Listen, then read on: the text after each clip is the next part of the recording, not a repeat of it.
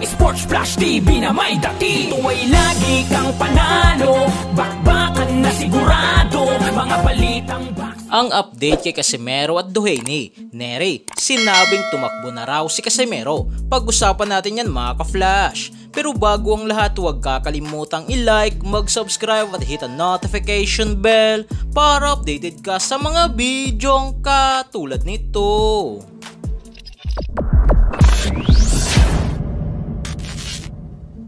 Sa pinaka-latest ranking nga po mga ka-flash ng IBF sanctioning body sa Super Bantamweight Division ay champion nga po dito si Marlon the Nightmare Tapales. Number 1 naman si Sam Goodman, walang rated number 2, habang si Morojo Nakmadaliev ay rated number 3. Number 4 naman si Carl Hamis Martin, habang si 3 Division World Champion Angas ng Pinas General Casimero ay rated number 5. Sumunod sa kanya si former IBF champion Teji Duhaney na nasa ika-6 na pwesto. Subalit sa daring ratings update sa ngayon ay talagang pinatalsik na dito ni Duhaney si Casimero na nasa ika-10 pwesto na ito. Matatandaan si Casimero nga po mga ka-flash ang dating rank number 10 dito sa daring. Subalit dahil sa tabla nitong laban versus former IBF champion Yukinori Ogoni dahil sa headbutt ay mas pinaboran nga po ng daring si Teji Duhaney na dinispatcha si Japet Lamido sa round 1 ng kanilang bakbakan nitong nakaraang linggo, na talagang ito ang dahilan kung bakit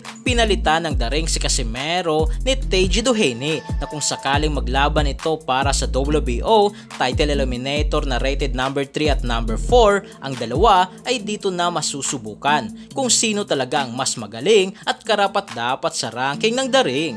Habang si Luis Pantera Neri nga po mga ka-flash ay talagang patuloy na binabanatan si General Casimero at pinapahiyang mahina, na dito nga sa report ng Yahoo Japan ay sinabi nga po ni Neri na Casimero ran away. Kaya dahil nga po dyan mga ka-flash sa patuloy na pag-iwas ni Casimero sa kanya ay napilitan na itong makipagnegosasyon kay Unified Champion WBC WBO Naoya the Monster Inoue para sa posibleng bakbakan sa susunod na taong 2024 sa buwan ng Mayo.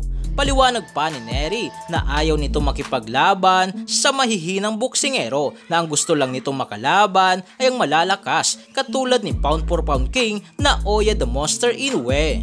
So yan lang para sa ating balitang boxing. Ano bang masasabi nyo tungkol dito? Para sa inyong komento at reaksyon ay komento nyo na sa baba. Hanggang sa muli, ito ang The Sports Flash TV. Sports Flash TV na may dati. Ito ay lagi kang panalo, bakbakan na sigurado, mga balitang boxing. Ito laging bago, balitang boxing, laban na kasado. Di papahuli pagdating sa bakbakan, mga pambato na patuloy ang laban. Sasaliksikin ang bawat babalita, talagang diin, bawal ang mahina sa loob ng ring. Merong pambihira, mga kamao na nagiging bida.